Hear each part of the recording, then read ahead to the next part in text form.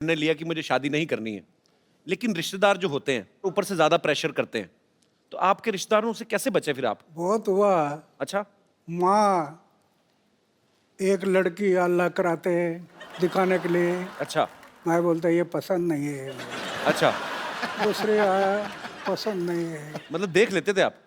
रिश्तेदार रिश्तेदार भी कई लड़की दिखाने के लेकर आते हैं, अच्छा। मैं बोलता पसंद नहीं है। ये लोग सब कहने लगे इसके दिमाग पर कोई असर हो गया, अच्छा। ये पागल हो गया। वो उस टाइम पर उन्होंने मुझे पागल में निकाला, ये मेरे लिए अच्छा हो गया।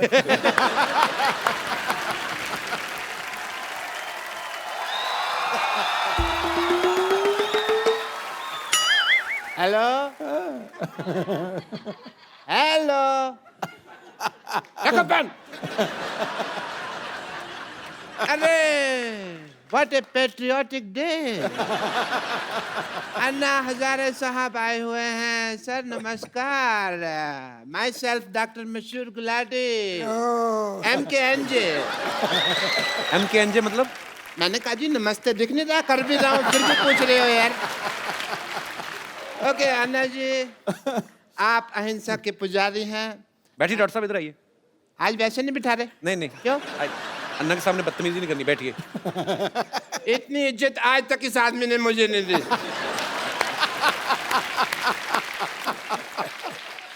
आपका रौब तो है, मानना पड़ेगा।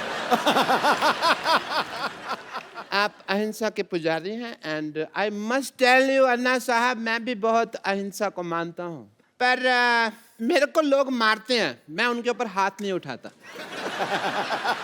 क्योंकि मेरा हाथ पहले मरोड़ देते हैं, मेरा उठता ही नहीं। एनीवे अन्ना जी, मैं आपका बहुत बड़ा फैन हूँ। मैंने आपके जैसा सच्चा ईमानदार इंसान नहीं देखा कभी जी। और मैंने आपके जैसा झूठा 420 नहीं देखा कभी। आप अन्ना के फैन कैसे हो सकते हैं? एक भी आदत है आप में अन्ना जैसी? अरे क्या बात कर रहे हो यार। और मैंने ना अन्ना की तरह समाज सेवा करने का ठान लिया है, पता है आपको। मैंने ना गरीबों में राशन बांटा, आपको पता है। और बाद में अन्ना दुकानदार ने पीटा इनको, क्योंकि उसका राशन बिना पूछे बांट रहे थे ये। भाई मुझे नहीं पता था ना कि दान देने के लिए पूछने की जरूरत होती है। मैंने तो ये सुना था कि राइट हैंड से दान दो तो लेफ्ट हैंड को पता नहीं चलना चाहिए, तो मैंने ये बाएं हाथ जेब में डाल लिया। पर दुकानदार ने देख लिया, फिर दाएं बाएं दोनों से उसने मुझे पीटा।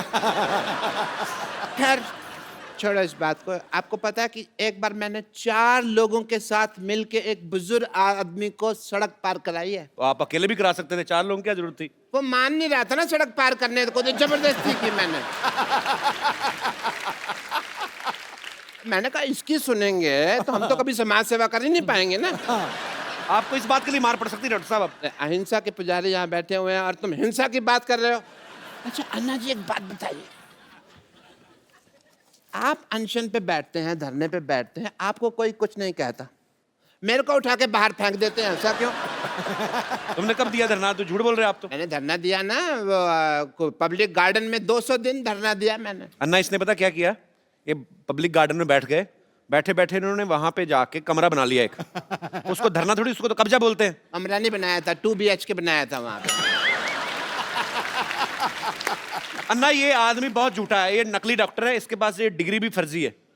फर्जी? चुप कर रहे हो, फर्जी डिग्री कैसी है? मैंने 10,000 रुपए में खरीदी है ये डिग्री। Get out! पाजी आपको पता है?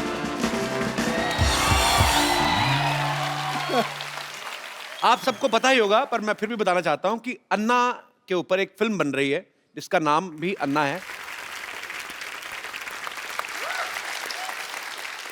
अन्ना देश सेवा करते करते आपने तो खैर, आप तो दिल से कर रहे हैं, पर आपने कभी सोचा था आपके ऊपर कभी कोई फिल्म बनाएगा कोई डायरेक्टर?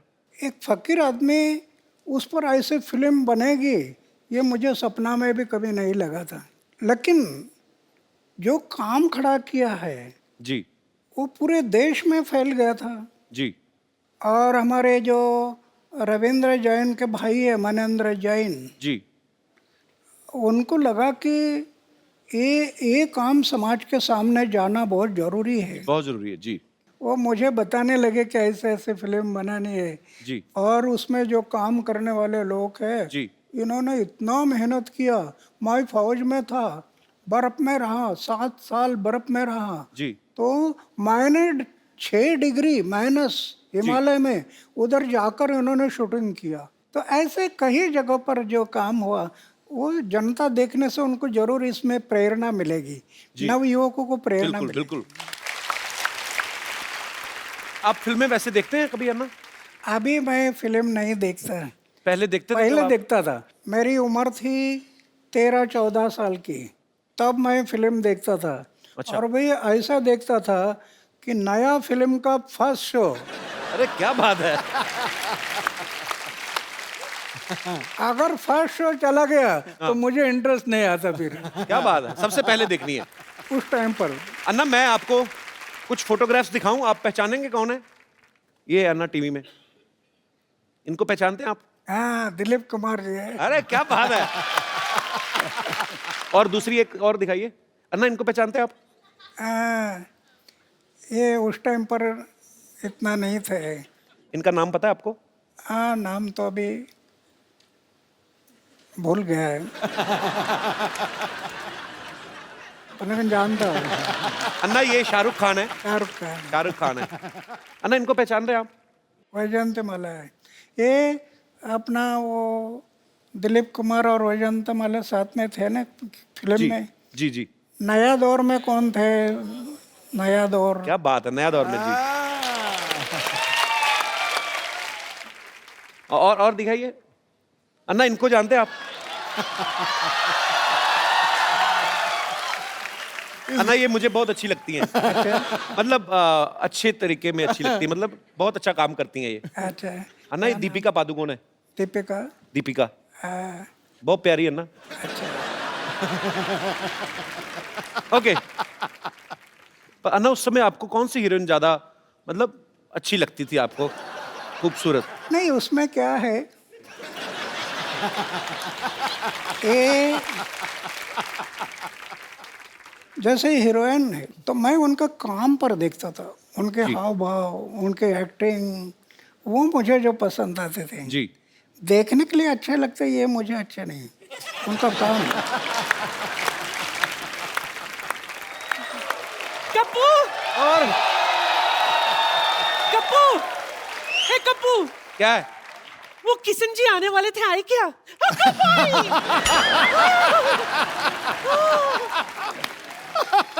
असं कसं? नाही, किती वेळ लावला तुम्ही माझ्या दारावर यायला? क्या बोली नानी?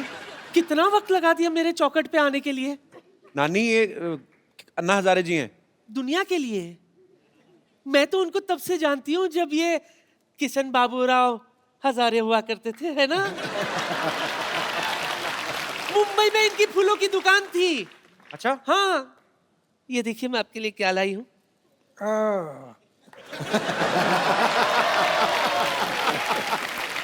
आपको याद है मैं रोज आपकी दुकान से एक फूल खरीदा करती थी? अभी तो 60 साल बीत गए, अभी कहाँ याद करोगे। रोज इनके दुकान से एक एक फूल इकट्ठा किया करती थी मैं, फिर उसका वरमाला बनाती थी। फिर एक दिन गाय आकर पूरा पूरा वरमाला खा गई। मेरा सपना धरा का धरा रह गया। लेकिन सच कहूं, मुझे उस बात का बिल्कुल भी अफसोस नहीं है। मुझे तो इस बात की खुशी है कि अगर आपकी शादी होती ना, वो लड़की बहुत खुशनसीब होती, क्योंकि उसको खाना कम बनाना पड़ता था ना, क्योंकि हर वक्त आप तो अनशन पे बैठे रहते है ना? नानी इनको घर नहीं बसाना था ना, इनको देश बसाना था, इसलिए उन्होंने शादी नहीं की। लेकिन मेरे अरमान तो अधूरे रह गए ना। हाँ? Anyway, मुझे इस बात का बहुत अफसोस है कि मैं आपकी नहीं हो सकी, लेकिन इस बात की खुशी है कि आप देश के हो गए। हाँ, इसलिए तो मैं भगवान के आभार मानता हूँ कि मैं पूरा देश का बन गया। सच सच सच सच सच। इसलिए मेरे लिए तो आपके चरणों की धूल ही काफी है। नानी ना। एक मिनट, नहीं नहीं नहीं। वो स्वच्छ भारत अभियान से जुड़े, उनके चरणों में धूल है ही नहीं। हाँ, उनके वो साफ सुथरे रहते हैं, साफ सुथरे। चलो माफी मांगो अन्ना से। अन्ना जी माफ करना।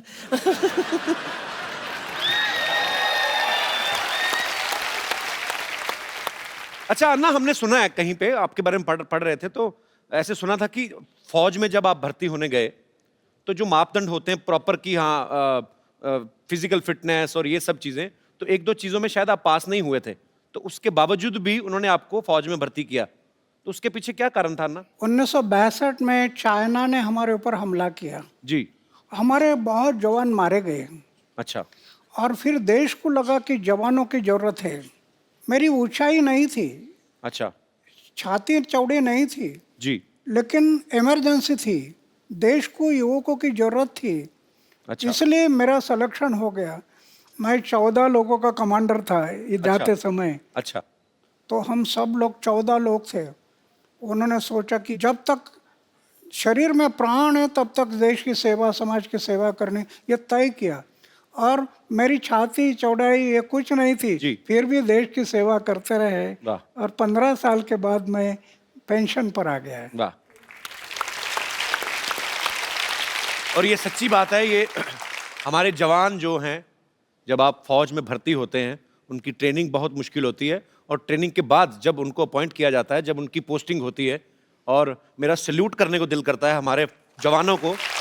और हमारी पूरी टीम की तरफ से हमारी कभी कोशिश रहेगी कि हम अपने देश के जवानों के लिए ज़रूर एक अच्छा सा शो ऑर्गेनाइज करें। और बहुत दुख होता है जब हमें कभी ऐसी न्यूज़ सुनने को मिलती है कि सरहद पे या कहीं पे भी हमारे देश के जो जवान हैं, उन्होंने देश के लिए अपनी शहादत दी। हम उनके परिवारों के साथ हैं, हमारी शुभकामनाएं उनके साथ हैं। बहुत बहुत शुक्रिया। अच्छा ना, ऐसे ही मन में सवाल आया, जैसे मेरे 3 मामा हैं, तीनों ही आर्मी में थे, तो वो कहते थे कभी कभी हमें ना बर्फ में पीनी पड़ जाती है, मतलब ऐसे ही। अन्ना, आपने कभी नहीं ट्राई की? मैं शुरू में जब बर्फ में मैं गया जी। तो 2 पैक रम मैं पीता था शुरू में। लेकिन जब स्वामी विवेकानंद की किताब पढ़ी, जी। जीवन समझ में आ गया कि सिर्फ खाना पीना और मरना इसके लिए जीवन नहीं। फ्री रम मिलती थी, फ्री, जी। लेकिन कभी मैं हाथ नहीं लगाया उसको। वाह। 1975 में पेंशन आ गया, अभी 38 साल बीत गए, हमें 2 बोतल रम मिलती है हर जवानों के लिए। अच्छा। लेकिन मैं कभी रम लेने के लिए गया नहीं। आज मुझे दुख होता है, ये दोनों देशों को अभी फिर से लड़ाई करना ठीक नहीं है। दोनों की आर्थिक स्थिति फिर बहुत विकट है। एक लड़ाई में कितना खर्चा आ जाता है, जी। देश कितनी जानें चली पीछे जाती जाता हैं। है। जी। ये आज वो लड़ाई होना नहीं चाहिए, ऐसे मैं मानता हूँ। जी, लेकिन अगर पाकिस्तान नहीं मानता है तो 79 ईयर मेरा एज हो गया, और जरूरत पड़ी तो फिर मैं सीमा पर जाने के लिए तैयार हूँ। क्या बात है। और कप्पू शर्मा, ओ हो, वाह वाह वाह वाह, हमारे तो भाग्य ही खुल गया अन्ना, आप हमारे मोहल्ले में आए। देखिए मैं आपके लिए चाय लेकर आया हूँ।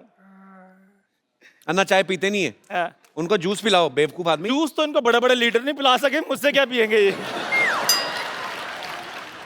देखा पाजी, आज पहली बार इसने फंबल नहीं मारा आके। पूरी लाइनें कड़क करके बोली हैं। हाँ। ये मतलब ये अन्ना के पास आने का जादू है, ये आदमी में अपने आप कॉन्फिडेंस आ जाता है। और मैंने इनसे ये सारी चीजें सीखी हैं। इनसे तो मैंने सादा जीवन जीने का, उबलते हुए विचारों को। ओए, उबलते विचार नहीं, उच्च विचार। हाँ, तो अब मेरा काम चाहेगा, मेरे विचार तो उबलेंगे ही ना।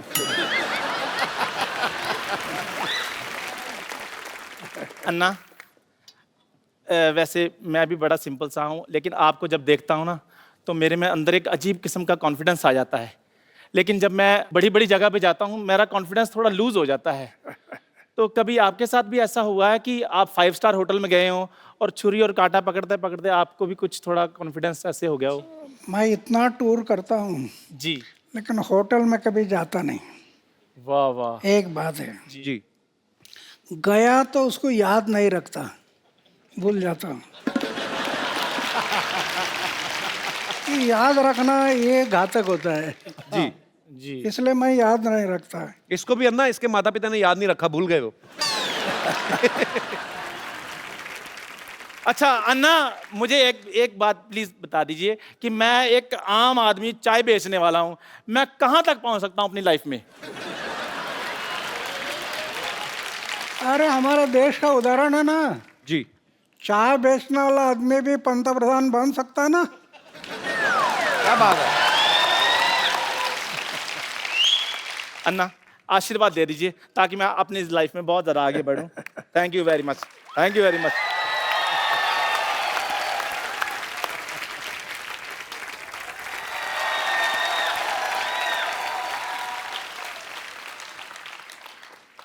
कपूर भैया, क्या है? अब मुझे स्कूल नहीं जाना।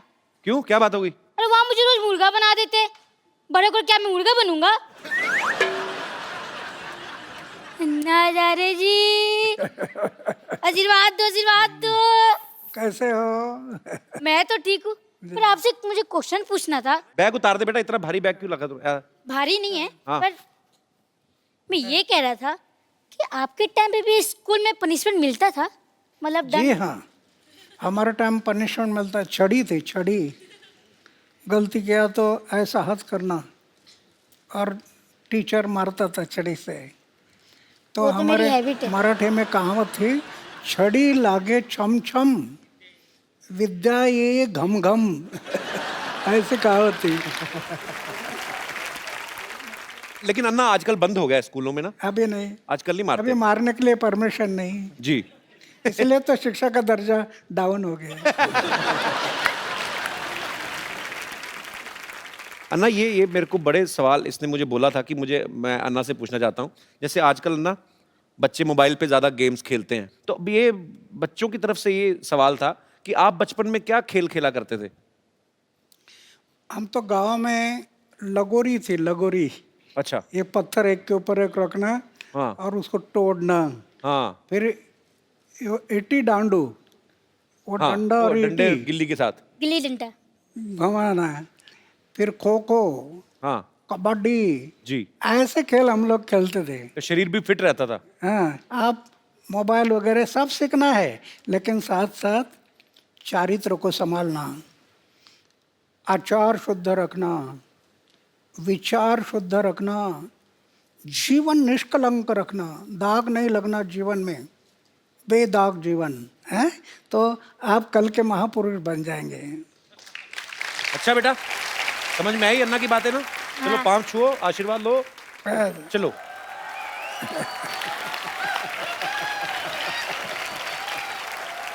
अन्ना यहाँ पे ना आपके चाहने वाले हैं, सब आपसे प्रेम करते हैं, यहाँ पे क्या पूरे देश में, पूरी दुनिया में है, लेकिन आपसे ये बातें करना चाहते हैं। तो जो भी अन्ना जी से बात करना चाहते हैं वो अपना हाथ खड़ा कर सकते हैं। जी। Hello Sidhu sir. Hello. Hello Kapil sir. Hello. Hello Anna ji. Sir मुझे आपसे पूछना है कि टेक्नोलॉजी में आजकल इतनी एडवांसमेंट हो गई है, तो पॉलिटिशियन से लेके एक्टर से लेके आम आदमी तक सब ट्विटर फेसबुक सब जगह हैं। आप क्यों नहीं हैं ट्विटर पर या फेसबुक पर? आपको पता है वो जो आजकल फेसबुक आता है और ट्विटर पे आता है, हालांकि पंगे बड़े हैं ट्विटर के।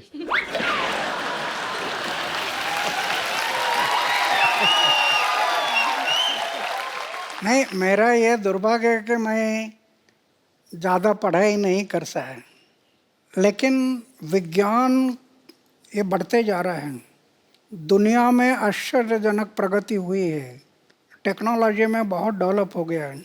एक तरफ विज्ञान ने अंतरिक्ष में प्रवेश किया, लेकिन दूसरी तरफ अध्यात्म ने अंतरिक्ष अपने अंदर भी प्रवेश करना जरूरी है। अध्यात्म ने हर एक इंसान के भीतर प्रवेश करना, अगर वो प्रवेश नहीं किया तो विज्ञान इंसान को विकास की भूलताप देकर विनाश की तरफ लेकर जाएगा। तो कहने का तात्पर्य ये है कि हर बात ट्विटर पे करना जरूरी नहीं है।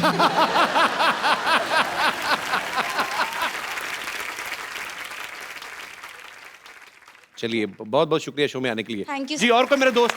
जी भाई साहब। कपिल जी नमस्कार। नमस्कार आपको। सर, कैसे हैं आप? बिल्कुल बढ़िया। मैं बोकारो झारखंड से आया हूँ। क्या करते हैं आप? मैं विधायक हूँ बोकारो में, एमएलए हूँ मैं। अच्छा, एमएलए हैं। बहुत बहुत स्वागत है आपका। Thank you. अन्ना को मेरा प्रणाम है।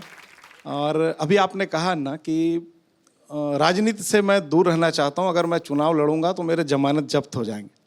आपको या आपके जैसे विचार के लोगों को, अच्छे लोगों को राजनीति में आनी चाहिए। क्या यह समय की मांग नहीं है कि नौजवानों का आप आह्वान करें कि देश हित में भ्रष्टाचार रोकने के लिए, देश की एकता और अखंडता को मजबूत करने के लिए अच्छे नौजवान, राष्ट्र हित का सोच रखने वाले नौजवान आगे आए भारत माता की सेवा करने के लिए? नहीं, ये जरूरी है। मेरी ऐसी धारणा है, नवयुवकों ने राजनीति में जाना जरूरी है, ऐसे मुझे लगता है। क्या होता है, राजनीति में कई लोग जाते हैं, सत्ता से पैसा, पैसा से सत्ता, सत्ता से पैसा, पैसा से सत्ता, इसके पीछे घूम रहे हैं। इससे देश के लिए उज्जवल भविष्य नहीं है। अभी तो हम देख रहे हैं, जिसकी उम्र 70 साल 80 साल हो गई, वो भी इलेक्शन से रुकता नहीं जी। इंसान जब मर जाता है तो 4 लोग कंधे पर ले जाते हैं। आज राजनीति में बहुत लोगों को ऐसे लगता है कि स्मशान में जाते समय भी चेयर में बैठकर ही जाना चाहिए, इतने चेयर से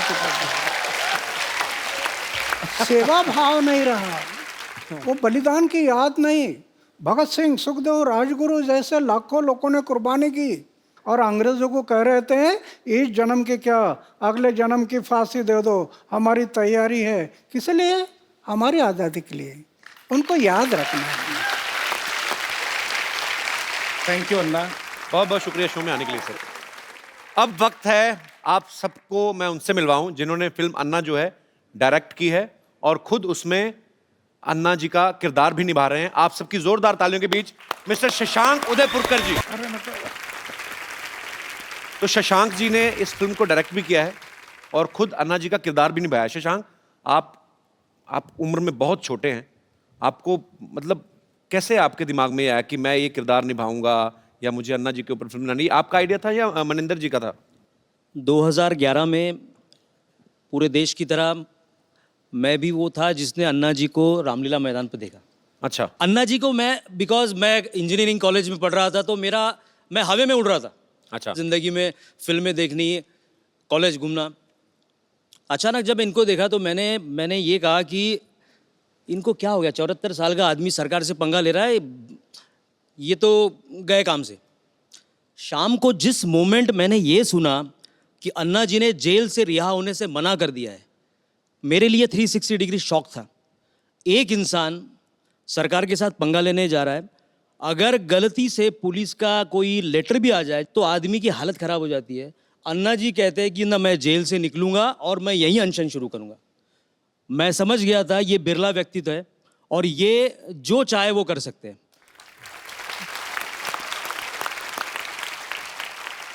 उस दिन से 13 दिन मैंने खाना पीना सब टीवी के सामने कर रहा था मैं, और उसी वक्त सोच लिया अगर जीवन में अब अगली फिल्म में अगर करूंगा तो मैं अन्ना जी पे करूंगा। सारा रेकी करने के बाद बड़ी हिम्मत से मैं रालेगन गया। अच्छा। अन्ना जी के पास जब गया तो अन्ना जी ने मुझे यही कहा कि भाई तुम्हें काय करता, अगर आपको फिल्म बनानी हो तो आप गांधी जी पे फिल्म बनाओ, आप विवेकानंद जी पे फिल्म बनाओ। मैंने कहा अन्ना जी ये तो बहुत सही है, लेकिन मैंने जो अपना पर्सनल एक्सपीरियंस किया है जी, आपका उद्देश्य नवयुवकों को जगाना है। मैं कोई लव स्टोरी करने की बजाय मैं भी वो फिल्म करना चाहता हूं जिससे मेरे देश के नौजवान जाग जाए। वाह। अन्ना को शायद वही बात, नवयुवकों की वाली बात उनको पसंद आई और अन्ना ने मुझे कहा कि अब क्या चाहिए। मैं बोला अन्ना जी मुझे आपकी परमिशन चाहिए। अन्ना जी ने उस वक्त स्क्रिप्ट पे साइन कर दिया। वाह। बहुत ही अच्छे विषय के ऊपर आपने फिल्म बनाई है और मेरी अपने दर्शकों से गुजारिश है आप सब ये फिल्म देखें और आपको अच्छी इंस्पिरेशन मिलेगी और देश के लिए कुछ अच्छा करने का जज्बा आपको मिलेगा।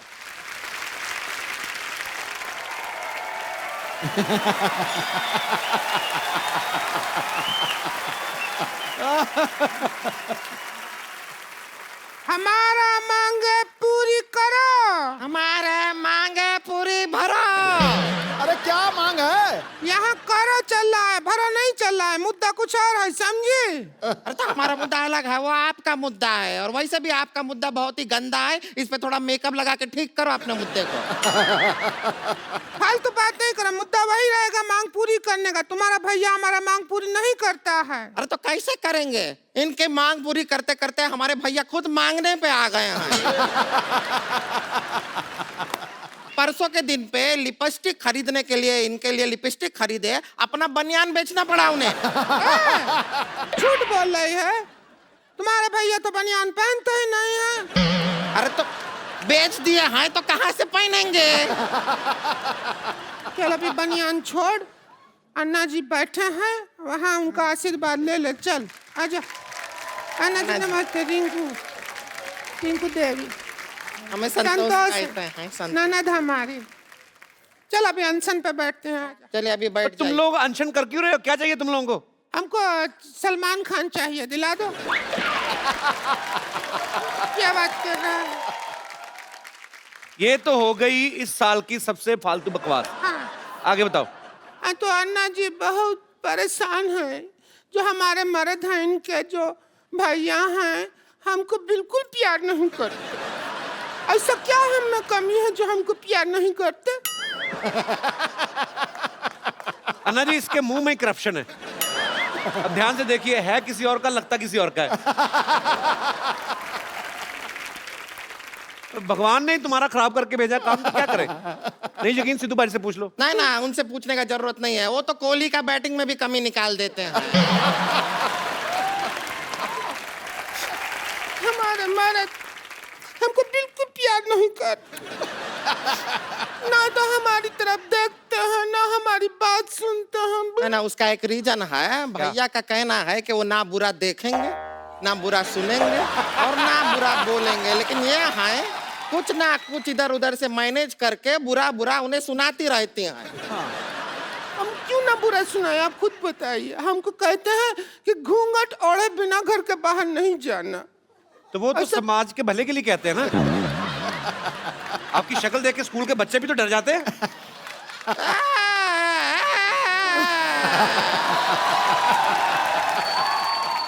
कुछ भी बोलते रहते हैं, बच्चे डर जाते हैं। अरे ऑफिस जाने वाले बड़े बड़े मूंछ वाले लोग भी डर जाते हैं। तुम्हारे भैया तो नहीं डरते हैं मुझसे। तो उनकी मूंछ भी किधर है? पहले मूंछ हुआ करती थी, पैसा का जरूरत पड़ा तो लाला ने कहा कि मूंछ रख दो, पैसा ले जाओ, तो मूंछ उतार दिया। अच्छा चलिए छोड़िए, बहुत ज्यादा छीछा लेदर हो गया है। अभी आप अपना अनशन जो है वो तोड़ दीजिए। चलिए कोई सिर इधर लाते, सिर पे तोड़ती हूँ। अरे नहीं, अरे ऐसे थोड़ी अनशन तोड़ते। ए लीजिए, आपके लिए लेकर आए हैं, ये पी के अनशन तोड़ दीजिए। शुरू नहीं हुआ, तोड़ भी दिया। इतना ही होता है लंबा, इससे लंबा अनशन हमसे। ये तो नारियल का तेल है। अरे हम नारियल का पानी हिला रहे थे, वो नारियल थोड़ा ज्यादा दब गया हमसे, तो तेल निकल आया। चलो कोई बात नहीं, पानी से तो महंगा ही होता है तेल। अच्छा है, अच्छा है। वैसे छोटी छोटी बात पे लड़ती हैं, आज इतनी लड़ाई नहीं कर रहे तुम लोग। बड़ा मैं हैरान हूं। आज अन्ना जी आए हुए हैं, हम यहाँ पर लड़ाई नहीं करेंगे, बिल्कुल नहीं नहीं करेंगे। अच्छा। आज के पूरा एपिसोड के एंड तक बिल्कुल लड़ाई नहीं करेंगे। आज वैसे भी 2 अक्टूबर है, तो आपके लिए कुछ प्रस्तुति करें। मैं अपने दर्शकों को बताना चाहता हूं कि मनिंदर जैन जी प्रख्यात म्यूजिक डायरेक्टर रविंदर जैन जी, ये उनके छोटे भाई हैं। धन्यवाद, बहुत बहुत धन्यवाद। तो मनिंदर जी, शशांक आपसे मिले थे आपके ये आइडिया लेकर? शशांक मुझको मिला, पहली मुलाकात में मैंने हाँ कर दी। लकीली उस समय मेरे बड़े भाई रविंद्र जैन जी मेरे साथ में थे जी। उन्होंने भी सुना और उन्होंने तुरंत उसी समय 2 लाइन गाई थी, कोई तो है जो देश की चिंता करता है। उसी समय उन्होंने बोला था और मुझसे कहा था कि जाओ तुम इस फिल्म को ज़रूर बनाओ। वो मेरी इसकी शुरुआत थी।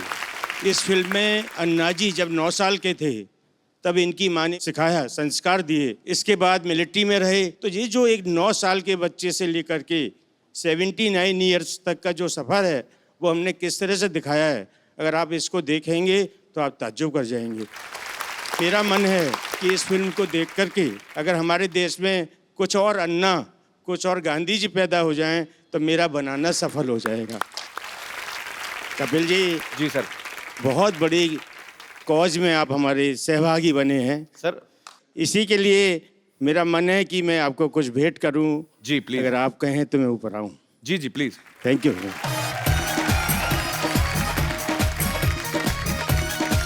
Thank you sir, thank you so much. Anna, हमारे शो में एक रवायत है, जो भी सब आते हैं हम लोग एक सेल्फी जरूर लेते हैं, आप सबके साथ भी एक।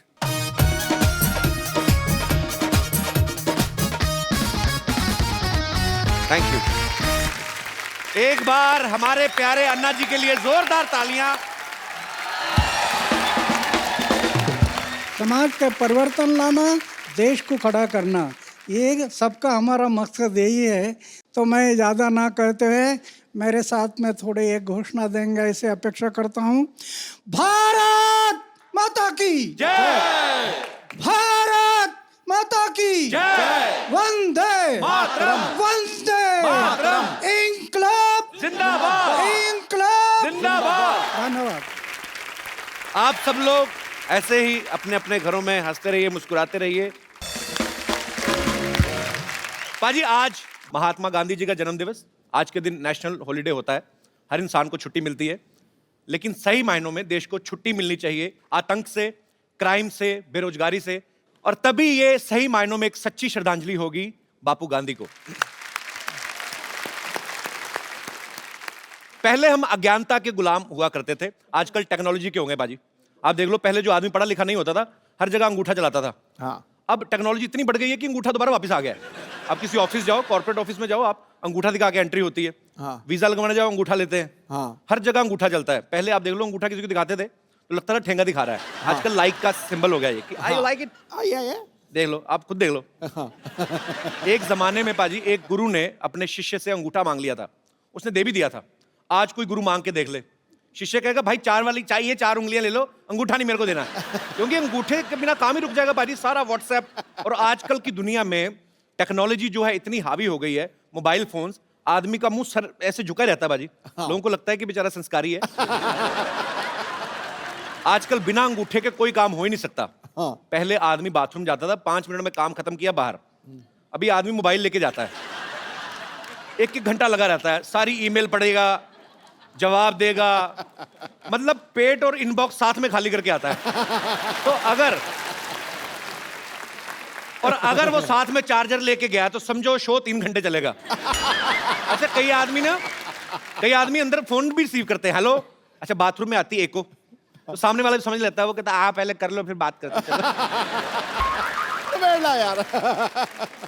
अच्छा, पहले लोग फेस टू फेस बात करते थे, आजकल घर में आप देख लो, परिवार के आपस में जो मेंबर है वो मोबाइल पे बात कर रहे हैं। जिनके घर पे एक बच्चा है, जिनको प्राइवेसी नहीं मिलती, तो बाप बाहर ड्राइंग रूम में बैठा है, माँ बच्चे को सुलाने गई है, बाहर से मैसेज करता है, मुन्ना सो गया तो आऊं? अंदर से रिप्लाई आता है, आ जाओ, मम्मी सो गई है, मैं मोबाइल पे खेल रहा हूं। रंग में बांध। आजकल देख लो, जो काम करने जो बाइयां आती है वो भी बड़ा मोबाइल फ्रेंडली हो गई हैं। एक किसी मेम साहब ने पूछा, तो कल काम पे क्यों नहीं आई? ये साहब, मैंने ना कल साहब का स्टेटस पढ़ा था फेसबुक पे, लिखा था इट्स रेनिंग फीलिंग रोमांटिक, तो मैंने सोचा काहे को डिस्टर्ब करने का। मतलब कुछ भी हो रहा है। आजकल तो लोग मोबाइल से पैसे भी ट्रांसफर कर देते बाजी। पहले के जमाने में अगर कहीं किसी को पैसे लेके जाना होता था, आदमी की जान सूखी होती थी। और अगर एक शहर से दूसरे शहर जाना है तो मरा होता था अंदर से वो, कि यार कैसे लेके जाऊंगा। तो मैं देखता हूं, पुराने बुजुर्ग अपनी बनियान के अंदर भी जेब रखते थे, कुछ पैंट के अंदर चोर जेब, कई तो लंगोट में छुपा के लेके जाते थे। लोग बोलते ना पैसा किसको छुपता है, उसको छुपता था जो लंगोट में लेके जाता था।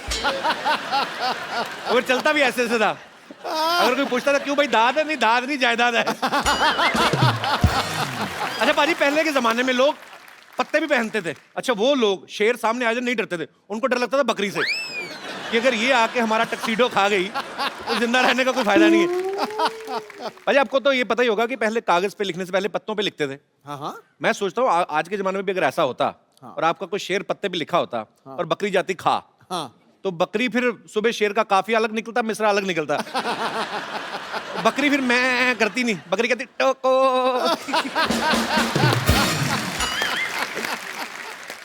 अच्छा, आजकल तो लड़का लड़की एक दूसरे को जानते नहीं, फेसबुक पे सीधा फ्रेंड रिक्वेस्ट भेज देते हैं। पहले के जमाने में जवान लड़कों को अगर कोई लड़की पसंद आती थी शादियों में, तो पहले किसी बच्चे को बताते थे, उसको चॉकलेट देते थे, फिर उसके हाथ में मैसेज भेजते थे। ये दिनेश है ना, इसने सेम फॉर्मूला आजमाया। इसने एक बच्चे को चॉकलेट खिलाई, बच्चे ने चॉकलेट खाली, चिट्ठी फाड़ती, करे तेरे से नहीं पटेगी। कई बच्चे बड़े चालू होते हैं। अच्छा, पहले के जमाने में जब लड़की को देखने आते थे लड़के वाले, लड़की सर झुका के बैठी रहती थी, आज भी बैठी रहती है, लेकिन आज रीजन अलग है।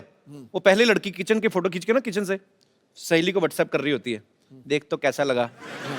आगे से सहेली का रिप्लाई आता है, पिछले हफ्ते मेरे को भी देखने आया था। मना कर देना, ये चाय बिस्कुट का शौकीन है, इस चक्कर में लड़कियां देखने जाता रहता है। अच्छा पाजी, जब ये लड़के वाले आते थे लड़की को देखने ना, तो ये चाचियां भाभियां होती ना जो, ये बड़ा डराती लड़की को। हाँ तो मुंह नीचे करके देखना, नहीं तो बेशर्म समझेंगे। और खुद ना आधा किलो दुपट्टा चबा जाती लड़के को देखते देखते, और खुद लड़के को पूरा ताड़ रही है तो बड़ा खूबसूरत, हमने भी अपने टाइम पे सर उठा के देख लिया होता तो हमें भी गोगा कपूर की जगह रणबीर कपूर मिल जाता। हाय, अपना कपूर तो खराब किया ही, बच्चे का कपूर भी टेढ़ा हुआ है। अच्छा, पहले जब शादियां फिक्स होती थी, लड़का लड़की तो एक दूसरे को देखते नहीं थे, कुछ चौथा रिश्तेदार जाता था अलग से ही, उन लड़की वालों को गांव में जाता था, उसको भी लड़की से नहीं मिलाते थे। वो लड़की की माँ को देख के आइडिया लगाता था कि लड़की भी ठीक ठाक होगी। अगर लड़की गलती से चलेगी मुच्छड़ बाप पे, तो दूल्हे की किस्मत। दूल्हे को जाके सुहागरात पे देखने को मिलता था, घूंघट उठाता था, तब पता चलता था कि लॉटरी निकली है कि पत्ते पिट गए। पाजी यहाँ पे बस नहीं होता था, अगर तो बीवी मनपसंद निकल आई तो 4-5 बच्चे हो ही जाते थे, और अगर मनपसंद नहीं निकली, गुस्से में 7-8 होते थे। फिर खाना पकाने में कितनी मेहनत होती थी, जाओ जंगल में जाके 2 घंटे लकड़ियां ढूंढ के लाओ, फिर चूल्हा जलाओ, खाना बनाने में 4-5 घंटे। आजकल आप किसी तरह का भी खाना ऑर्डर कर दो, आपके घर में आधे घंटे में आ जाता है। फिर उसको पचाने के लिए आदमी को 2-2 घंटे लगते हैं, वॉक करती है, फिर सैर करते हैं, ट्रेडमिल पे भागते हैं, लास्ट में चूरन ही काम आता है। पहले के टाइम में घरों में एक ही टीवी होता था, मतलब कहाँ इतने टीवी होते थे। आजकल तो हर जगह अलग अलग टीवी है, सब अलग अलग बैठ के देखते हैं। अच्छा, कमरे में सारे इकट्ठे तभी होते हैं जब वाईफाई बंद हो जाता है कि क्या हुआ क्या हुआ। उस समय एक ही प्रोग्राम आता था, सारे मियाँ बीवी दादा बच्चे पोते सब, कृषि दर्शन लगा, उसी को देख के एंजॉय कर रहे हैं। उसमें एक आदमी आता था, हम आपको बताएंगे अपनी खड़ी फसलों को बर्बाद होने के उपाय। अच्छा, खड़ी फसलों के बारे में वो बता रहा है जिसकी अपनी फसल सारी उड़ चुकी है। तो मतलब जब बच्चा होता था, दादा कहता था भी ना तो मेरे पे गया ना तेरे पे, बच्चा ये जवार के बूटे जैसा क्यों है। तो कहता पापा जी सारा दिन बहू कृषि दर्शन देखेगी तो बच्चा जवार के बूटे जैसा ही होगा। पर एक बात है, ऐसी बात नहीं है कि टेक्नोलॉजी के फायदे नहीं है, नुकसान भी हैं कुछ। पर मैं आप सब लोगों की राय जानना चाहता हूं, आपको क्या लगता है कि टेक्नोलॉजी के क्या क्या फायदे और क्या क्या नुकसान है। कोई मेरा भाई बंधु विशेष टिप्पणी करना चाहता हो। आप बड़ी खूबसूरत बन के आई मैम, शादी से आ रही हैं कहीं कि जा रही हैं कहीं? अच्छा, बहुत प्यारी लग रही हैं आप, बहुत शुक्रिया आपका शो में आने के लिए। जी सर, जी आप। कपिल जी नमस्कार। नमस्कार सर, कैसे हैं आप? मैं बढ़िया हूँ, thank you so much. Technology के मेरे हिसाब से तो बहुत सारे फायदे हैं, और मेरे से ज़्यादा ये फायदे कौन जान सकेगा। मैं एक साइंटिस्ट हूँ। अच्छा, हाँ। क्या बात, कहाँ से हैं सर आप? मैं national dairy research institute Karnal, आपने अगर सुना होगा, वहाँ पे मैं प्रिंसिपल साइंटिस्ट हूँ। अच्छा, हम लोग रिसर्च करते हैं गाय के ऊपर, भैंस के ऊपर, इनके गाय के दूध। ऊपर क्या रिसर्च करते हैं? हम उनके दूध वगैरह के ऊपर रिसर्च करते हैं। रिसर्च क्या करना, पी लो? मतलब मैं समझा नहीं, मतलब क्या रिसर्च करते हैं आप? एक तो बहुत ही कॉमन तरीका है जो कई सालों से होता है, क्रॉस ब्रीडिंग करते हैं हम लोग। अच्छा जी। अंग्रेजी गाय को देसी गाय से हम क्रॉस ब्रीड करते हैं। अच्छा जी। और जो उनके बच्चे पैदा होते हैं वो अच्छी नस्ल तो के फिर होते उनका हैं। पासपोर्ट कहाँ का होता है? अच्छा, फिर हम घी वगैरह पे बहुत रिसर्च करते हैं। अच्छा जी। क्योंकि हम लोग चाहते हैं सब लोग अच्छे तंदुरुस्त रहें। तो घी तो सर बन गया ना, मतलब अब तो लोग खा रहे हैं सालों से, तो उसके ऊपर क्या रिसर्च रहती है आपकी? कोलेस्ट्रॉल आप लोगों ने सुना होगा। जी, जी। कोलेस्ट्रॉल के काफी नुकसान रहते हैं, तो हम लो कोलेस्ट्रॉल घी बनाते हैं। अच्छा, तो उसमें से हम कोलेस्ट्रॉल निकाल देते हैं एक तरीके से। अगर ऐसा पॉसिबल है जैसे गाय को रोज ट्रेडमिल पे दौड़ाओ तो वही कोलेस्ट्रॉल कम वाला घी दे, ऐसा होता है? मतलब ऐसे पूछ रहा हूँ, साइंटिस्ट आप हैं, मुझे आइडिया नहीं। पर सीरियसली अगर देखो पाजी, आप आदमी लेके अपनी गाय को सुबह लेके भागे तो उसके दूध में फैट हो ही ना, कितना हो नहीं सकता सर ऐसे पॉसिबल? हाँ जी, हो थोड़ा बहुत तो खैर, उसको गाय अगर वर्जिश करेगी तो फैट उसका थोड़ा। तो गाय को जिम ज्वाइन कराएं पहले। कहने का मतलब कि टेक्नोलॉजी का फायदा तो है जी, टेक्नोलॉजी अगर का सही बहुत- तरीके में यूज की जाए। मेरी तो दाल रोटी चलती है टेक्नोलॉजी। नहीं नहीं, बहुत अच्छी बात है सर, आपकी दाल रोटी चलती रहे और बहुत अच्छी चले। Thank you so much. घी डाल के खाया करें आप। Thank you so much. बहुत बहुत Thank शुक्रिया you. सर शो में आने के लिए, धन्यवाद। और कोई मेरे दोस्त इस मुद्दे पे विशेष टिप्पणी करना चाहते हो? जी मैडम। Hello sir, hello. मैं अमृतसर से आई हूँ। अरे वाह, हमारे शहर से बहुत बहुत स्वागत है आपका। कहाँ पे रहती है अमृतसर में? अमृतसर में सिटी साइड नमक मंडी। नमक मंडी को नमक मंडी क्यों कहते हैं वैसे?